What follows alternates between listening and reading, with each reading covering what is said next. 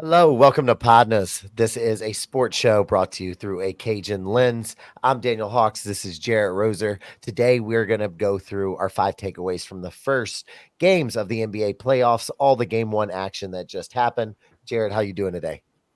Good, man. NBA playoff time. It's an Yeah, exciting buddy. time. It's not Oh, quite March Madness opening weekend for me, but I did watch every bit of those game ones, and I'm thrilled to have nonstop playoff basketball for forever because it's oh a yeah. marathon. I just love that it's every single night. It's just that I know what I'm going to do tonight, tomorrow, the next night, the night after. Like, I have my plans. It's so great.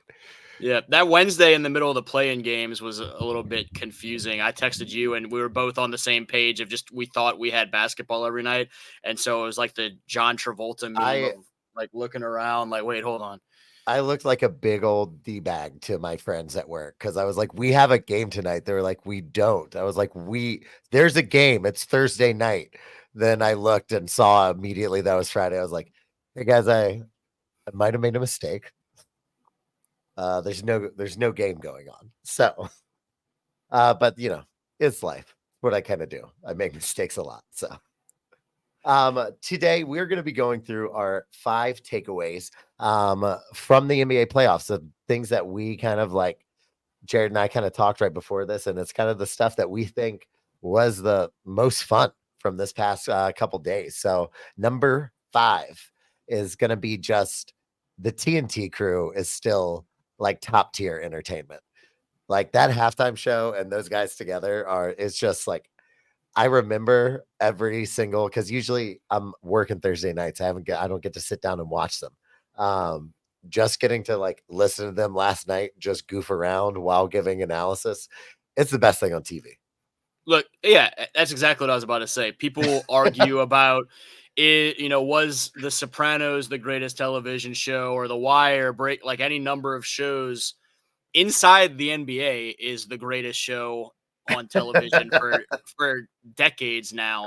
Um, to a point where I mean, friends that I know that are not at all interested in basketball, when I realize they don't know what I'm talking about, I will just go find old clips Oh through the yeah, years to show them and win them over instantly because the relationship between those guys and the banter and they came right out of the gates after a day and a half of playoffs of me being frustrated that I had no inside the NBA. The little half an hour pregame show leading into Bucks Pacers, they were just on each other's necks from the jump, um, taking shots at each other. Shaq, apparently Chicago Bills is who he thought Kobe White played for as he was misreading the awards, and so then Chuck has him hearing that, uh, talking about Bobby Portis, Milwaukee Brewers, Naz Reid, Minnesota Vikings. And then as soon as Chuck tries to say that this is the biggest game in Indiana Pacers history since Reggie Miller, Twitter called him out promptly for that. And then Chuck almost seemed like he got into his feelings heading into the first game. We're 20 minutes into coverage, and he's frustrated that him making a mistake is quote unquote national news. But we're in for that almost every night for the next 2 months now. I know, And I I know. can't wait. It is the best. It's the absolute best. So, number 4, I think the Pelicans are going to be able to give this Thunder team fits, and I think they could win the series if they want. The Stars got to play better, but I think they know that they're the ones getting paid millions of dollars. So, what do you think? You're How did you see that game? you're you're more encouraged about the Pels' chances after game one, it sounds like, than you. I am much. Yeah, much more I'm encouraged because I I don't think they can out. I don't think unless Valanciunas gets in trouble and foul trouble, which can happen. Um, I don't think they can stop the second chance points. I don't really think they can. And if Brandon Ingram is actually on fire, like, or they don't have like that Oklahoma City Thunder, like the games in New Orleans are going to be tough. Like I've been down there for that the last time the Suns and the Pelicans played in the playoffs, and that place can get rocking. That place can get loud too. Um, Yeah, it and I was think it will be. it was great that series against the Sun a couple of years ago. It was you texted me when I was at the playing game, the Kings game, and I was really impressed with the atmosphere of the lower bowl. It was a little surprising to me how many empty seats there were up top, and that will obviously not be the same this weekend. But I, for weeks now, have wanted the Thunder as the matchup, and can go back in the text as people are talking about like where could the Pels end up and how does the 1-2-3 shake out. I was really hoping the Thunder would end up the 3 and the Pels would end up the 6, and so we kind of backdoored into the matchup that I wanted by having to go through the play-in game, but then cost Zion Williamson in the process by having to have those extra games. But I came out of that game last night more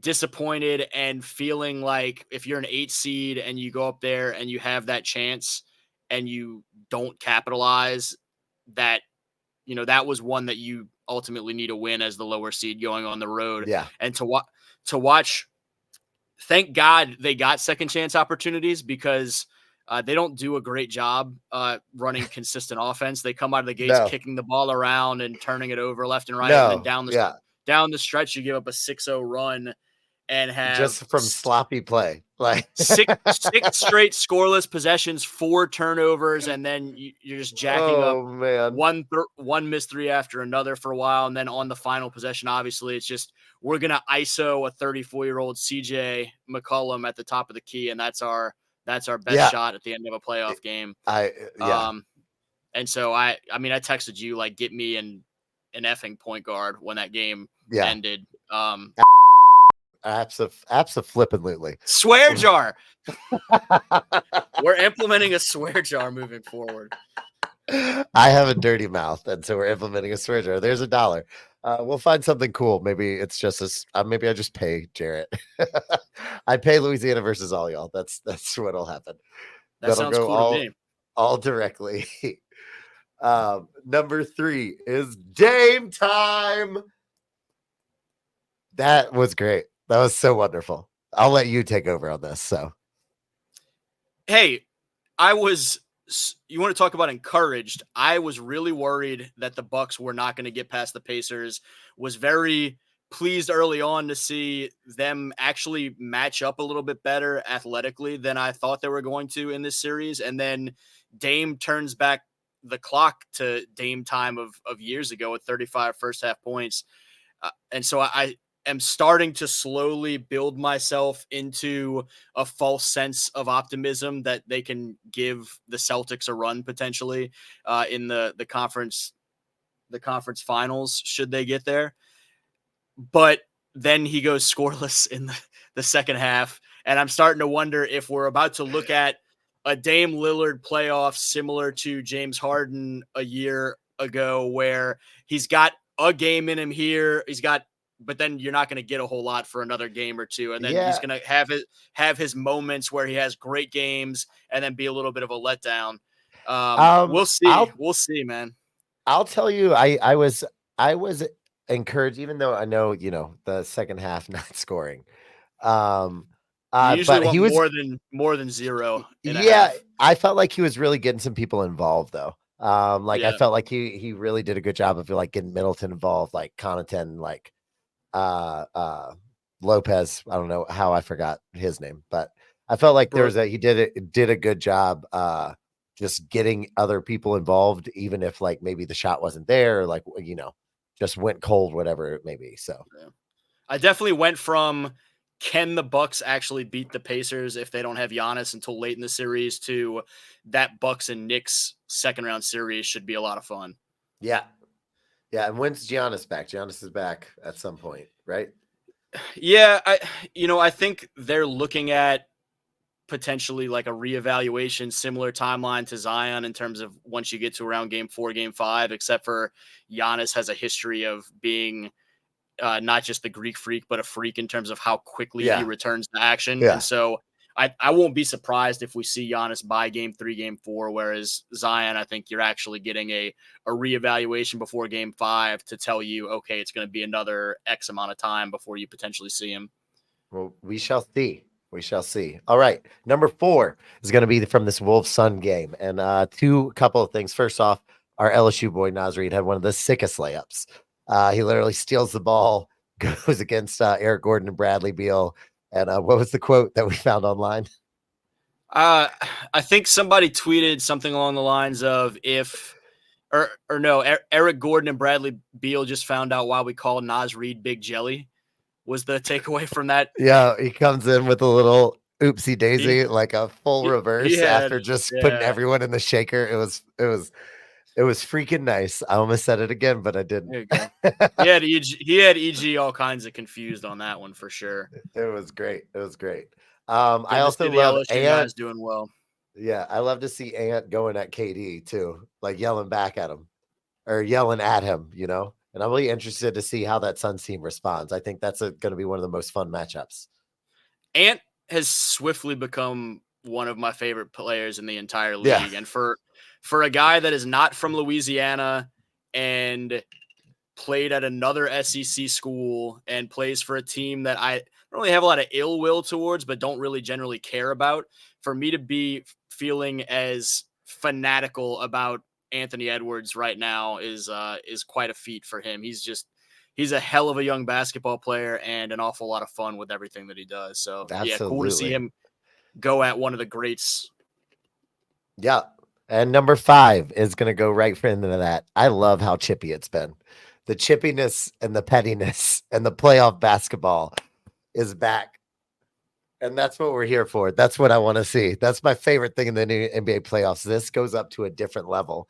And these guys start to really like dig into each other. And those guys, those Pat Bevs, those Yeah. Grand Theft Alvarados, like they kick it up a gear.